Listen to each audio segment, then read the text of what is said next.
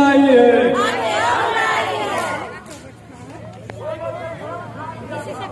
BC सखी, BC सखी, BC सखी, बीसी सखी कौन बनाया? बीसी सखी किसने बनाया? बीसी सखी किसने बनाया?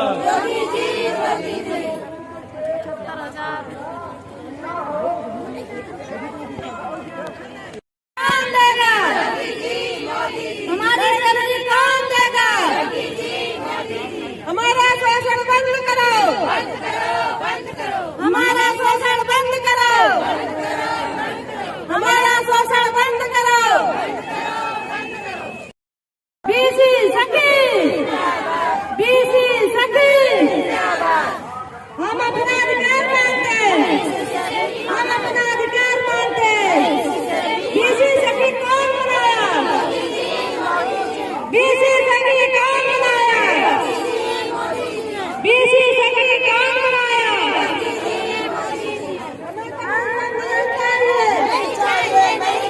हमें कमीशन नहीं चाहिए, हमें कमीशन नहीं चाहिए। सैलरी परमानेंट करो, सैलरी परमानेंट करो, सैलरी परमानेंट करो। हम अपना अधिकार मांगते, हम अपना अधिकार मांगते, हम अपना अधिकार मांगते। बीसी सखी कौन बनाया? बीसी सखी कौन बनाया? बीसी सखी कौन बनाया? 75,000 माफ करो, 75,000 माफ करो, 75,000 माफ करो, 75,000 माफ करो। हम फूल नहीं चिंगारी है, हम भारत की नारी है, भारत की नारी है, फूल नहीं चिंगारी है, हम भारत की नारी है, फूल नहीं चिंगारी है, हम भारत की नारी है, फूल नहीं चिंगारी है। बीसी सखी बंद करो, हमारा शोषण बंद करो, हमारा शोषण बंद करो, हमारा शोषण बंद करो।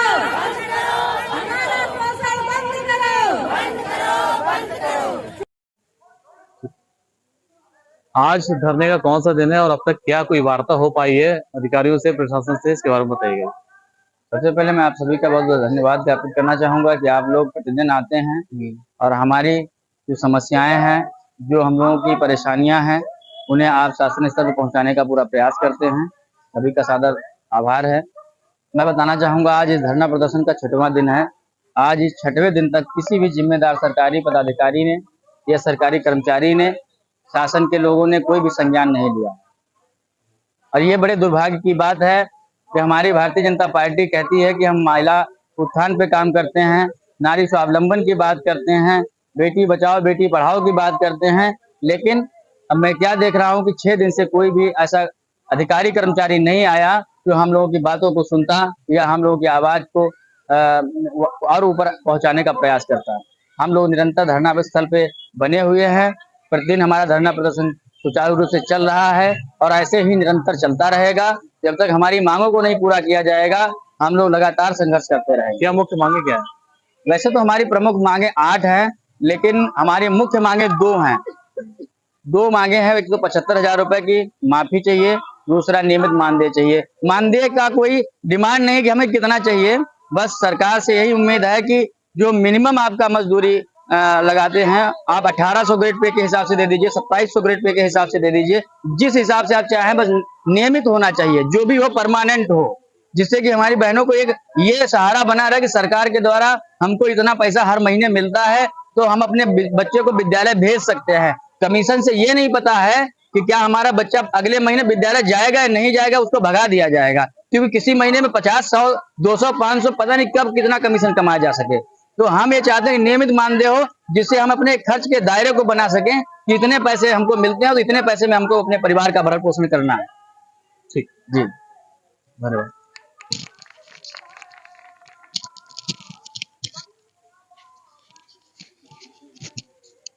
आप बोलेंगे जी, कहाँ से आए हैं बताइएगा। सर मैं बहराइच जिला से आई हूँ। मेरा नाम रेखा सोनी है और मैं महिला उत्थान समिति की प्रदेश अध्यक्ष हूँ। क्या दिक्कतें आ रही हैं आप लोग को? सर हम सरकार के द्वारा बीसी सखी चयनित किए गए थे और जो बैंकों का वित्तीय लेन देन करती है, घर घर बूढ़ बुजुर्ग जो है उनके घर घर जाकर हम पैसा उनका जमा निकासी करते हैं और उस पैसे की जमा निकासी में हमें जो भी कमीशन मिलता है उसमें से कट जाता है। तो हमारी मुख्य मांग है कि हमें जो भी कमीशन मिलता है वो कमीशन सरकार रख ले, हमें नहीं चाहिए। हमें एक सुनिश्चित मान दे दे और जो 75,000 का कर्ज है हमारे सर पे वो माफ किया जाए। ठीक है।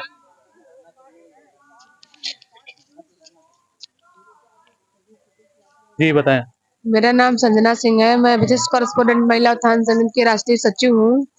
मेरी बहनें अपनी अपनी समस्याएं लेकर बैठी हुई। ये इतनी हमारी संगठन में जो है 58,000 जो है बीसी सखी बहनों को नियुक्ति हुई थी। ये हम लोगों की एक अकेले की मांग नहीं है। हम लोग बैठे हुए हैं पूरी अपनी बीसी सखी बहनों के साथ 58,000 के साथ। हमारी प्रमुख मांगे हैं कि 75,000 जो हम लोगों को दिया गया है ब्याज के तौर पर, ये इसको पूर्ण तरीके से माफ किया जाए और हम लोगों की सैलरी परमानेंट किया जाए और हम लोगों को 94N के तहत नजदीकी बैंक में राष्ट्रीयकृत बैंक में एक ओडी अकाउंट खोला जाए ताकि हम लोगों की जो TDS वगैरह कटता है इसकी समस्या का समाधान हो जाए। जितना हम लोग इनकम नहीं करते उतना हम लोगों का TDS कट जाता है। हम लोग 1,000 रुपया निकालते हैं तो 95 पैसा मिलता है। अगर 10,000 रुपया निकालते हैं तो 9 रुपया कमीशन मिलता है। अगर वही हम पर्सनल अकाउंट में सेविंग अकाउंट में ट्रांसफर करते हैं तो हम लोगों का 5 रुपया कट जाता है। 4 रुपया लेके हम लोग क्या करेंगे? अपनी आजीविका को नहीं चला सकते हैं। हम अपनी सरकार से हाथ जोड़ कर निवेदन करते हैं कि हमारी बीसी बहनों को जितनी जल्दी हो सके तो हमारी समस्याओं को सुन ले, क्योंकि हमारी बीसी सखी बहनें छोटे छोटे बच्चों को जो है छोड़ के अपने घर में आई हुई हैं, ऐसी ठंडी में बैठी हुई है और जब तक हमारी मांगे पूरी नहीं हो जाती हैं तब तक हम लोग अनिश्चितकालीन के लिए यहीं पे बैठे हैं और बैठे रहेंगे। मानदेय कितना तय हुआ था? मानदेय तो तय हुआ था कि 4,000 रुपया 6 महीने के लिए। वो भी हमारी बीसी बहनों को कंप्लीट नहीं आया है। 6 महीने में 4,000? 6 महीने तक 4,000 रुपया, लेकिन मंथली। लेकिन फिर भी हमारी बहनें काम कर रही हैं। कुछ का आया है, कुछ का बिल्कुल भी नहीं आया है। फ्री में काम कर रही हैं। मजदूर से भी बदतर हैं हम लोग। कुछ भी नहीं मिल रहा है। 0 माइनस में हम लोग काम करते हैं, बस ये समझ लीजिए।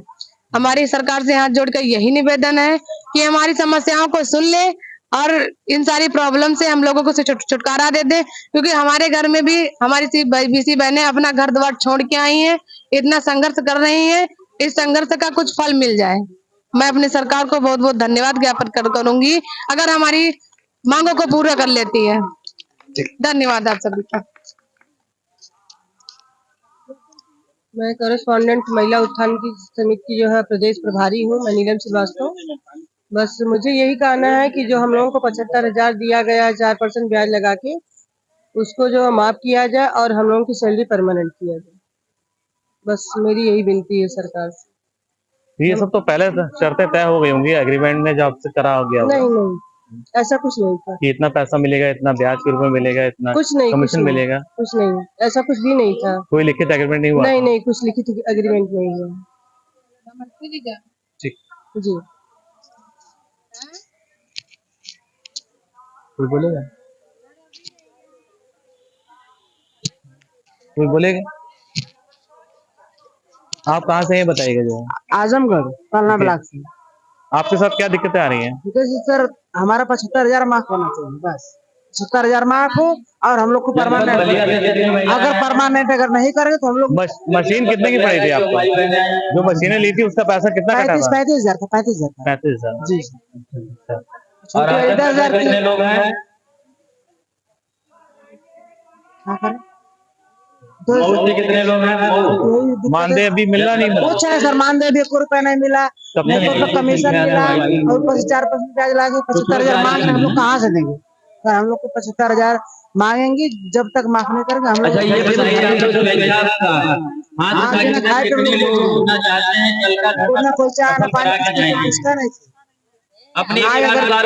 जब तक हमारी मांगे नहीं पूरी होगी परशुराम की तरह हम लोग धरतियां उलट देंगे। समझ लीजिए। और हम लोग को 75,000 माफ होना चाहिए। हम लोग को परमानेंट लेकर के आप लोग आए थे यहाँ, आप प्रदेश प्रभारी भी यहीं पे हैं। हमारा सरकार से निवेदन है कितने कि लोग हमारा ऐसे हैं? 75,000 माफ करे और हमारे संस्था को परमानेंट करे और हमें कुछ नहीं, और हमारी जो सैलरी परमानेंट ठीक है, जो लोग रुकने वाले हैं हमारी सरकार चाहेंगे कि आप लोगों को करेंगे, ठीक है, आप लोग यहाँ पर रहेंगे और कल सुना 9 बजे से 4 बजे तक धरना चलते रहेंगे। इसके बाद आप लोग जो भी वहाँ से आए हैं अपने घर जाएंगे, ठीक है। और जो लोग जा रहे हैं उन लोगों से हमारा महिलाओं से बात करते हैं कि क्या इनकी समस्या है, क्या इनकी मांगे हैं, जो समस्या है वो अपनी समस्या बताएंगे। कहाँ से हैं आप लोग, बताइएगा। ठीक है, मेरा नाम रमावती देवी है। मैं सर से यही कहना चाहती हूँ सरकार से कि जो 75,000 रुपया हम लोग को लोन मिला है और ब्याज के साथ 4% पर उसको माफ करें और 75,000 रुपये के साथ हम लोग को माफ करें, क्योंकि हम लोग गांव में जा करके पैसा निकालते हैं बैंक से, लेकिन जान हथेली पर रख करके जाते हैं, बैंक से लाते हैं और उसको देते हैं, ला करके माई बहनी और दादी जो लोग है विकलांग है, जो मनरेगा का पैसा है वो निकालते हैं, हम लेन देन करते हैं, इसी के साथ अपने बाड़ी को समाप्त करते हैं। बैंक से कोई मदद नहीं मिल पा रही है? बैंक से कोई मदद नहीं मिल रही है? बैंक से कोई मदद नहीं मिल रही है? हाँ, बैंक से लाती हूँ, जा करके 7-8 किलोमीटर दूर है, वहाँ से ला करके देती हूँ पैसा निकाल करके। अगर बताइए कोई मार देगा, कोई छीन लेगा तो उसका भागीदारी कौन होगा? हमारे हस्बैंड लोग कहते हैं कि आप इससे क्या फायदा है आपको करने में, ये नौकरी नहीं है, आप घरे बैठो, इसको छोड़ दो। हमारे बच्चे बच्चे भी बोलते हैं, हमारे हस्बैंड भी बोलते हैं इससे धर्म कर्म नहीं चलेगा, आप घर बैठो। अगर जा रही हो, पैसा ला रही हो, अगर बीच में कोई घटना आ जाए तो कौन इसका जिम्मेदार होगा? अगर बीच में कोई मार दिया जाए या कुछ भी कर दिया जाए, उसका भागीदार कौन बनेगा? इस नौकरी से आप क्या पा रहे हैं? इस नौकरी से आपका क्या लाभ है? आप मान लीजिए कि हम लोग इस नौकरी से कर रहे हैं, अगर हम लोग को लाभ ही नहीं मिलेगा, रास्ते रास्ते गांव जाकर हम लोग भटक रहे हैं, हम लोग को कोई सहारा नहीं मिल रहा है। मान लीजिए कि हमारे चार राष्ट्रीय बैंक से जोड़े, मान लीजिए कि हमारे 5 बच्चे हैं, मान लीजिए कि 400 रुपया मिलेगा, उसको हम उस लड़कों को हम पालन पोषण कैसे करेंगे?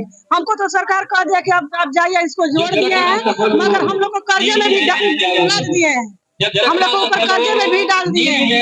आप बताइए कि हम लोग का पालन पोषण, हम लोग के बच्चों को, हम लोग का परिवार कैसे घर परिवार चलेगा? गरीब लोग कहाँ से भर पाएंगे?